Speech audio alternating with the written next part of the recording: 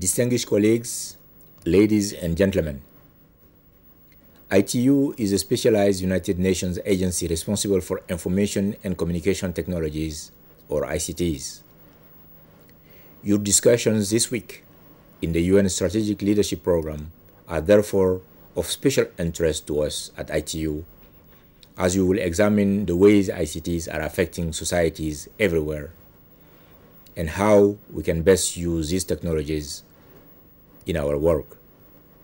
I regret that I can't be with you in person, as ITU is holding a major event at this time in Hyderabad, India, the World Telecommunication Development Conference, where experts and policymakers are looking at concrete strategies to bring the benefits of ICTs to communities around the world.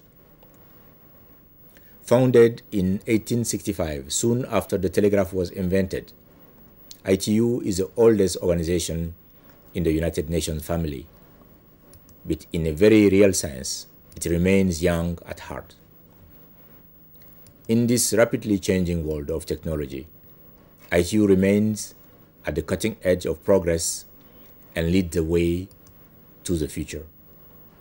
One of our main tasks has been to make sure that the world networks and equipments can operate with each other everywhere smoothly to carry out your phone calls.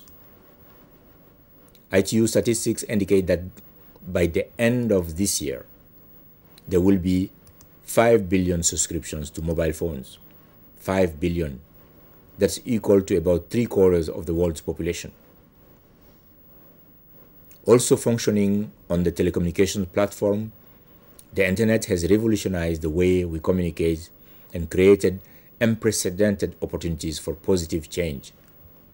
Still in its infancy, it is destined to grow phenomenally in the coming years. The internet is a driving force of the world economy today and is a boundless source of information and knowledge, empowering people to achieve their development aspirations. Indeed, ICTs are the great enablers of the modern society, helping people communicate across distances and across cultural divides, facilitating trade and commerce, and providing access to critical resources such as healthcare and education. In order to ensure that connectivity becomes the conduit for content, we are focusing now on encouraging the universal rollout of broadband. Access to high-speed broadband is the key to realizing the full potentials of converged services and applications, and to deliver content and essential services such as e-health, e-education, e-commerce, and e-government. Broadband must be recognized as basic national infrastructure.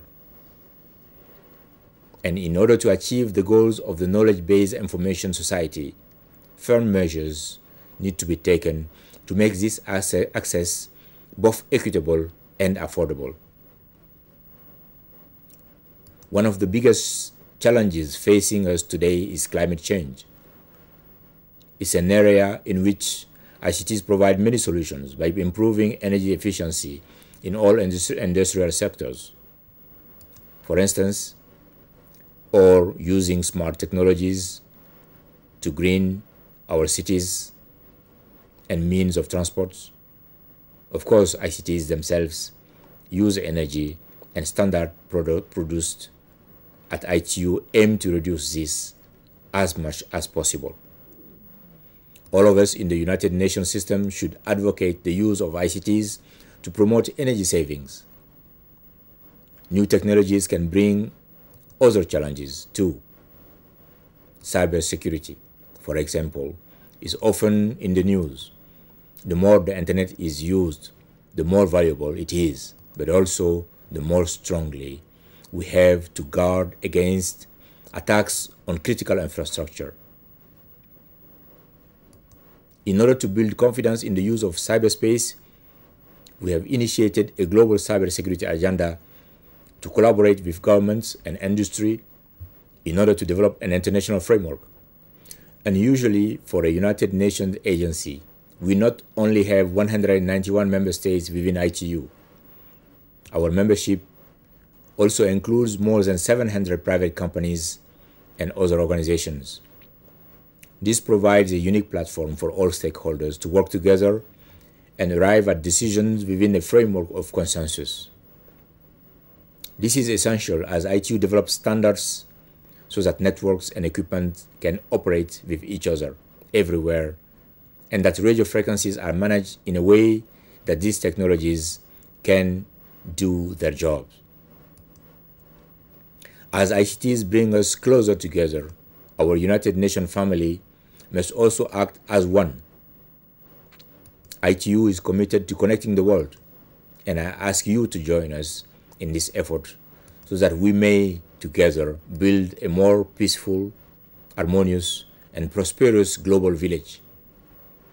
I invite all of you leaders as we debate and discuss this week and then afterwards to look at the ways that ICTs can change your lives, your organization, and the world over.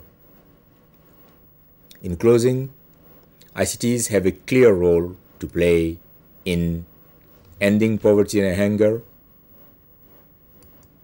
universal education, gender equality, child health, maternal health, combating HIV/AIDS, and environmental stability. I look forward to hearing about your deliberations, and I hope to have an opportunity to meet with you face to face in the future. I wish you lots of success in your program. I would like to thank the United Nations System Staff College for having invited me to address you. Thank you.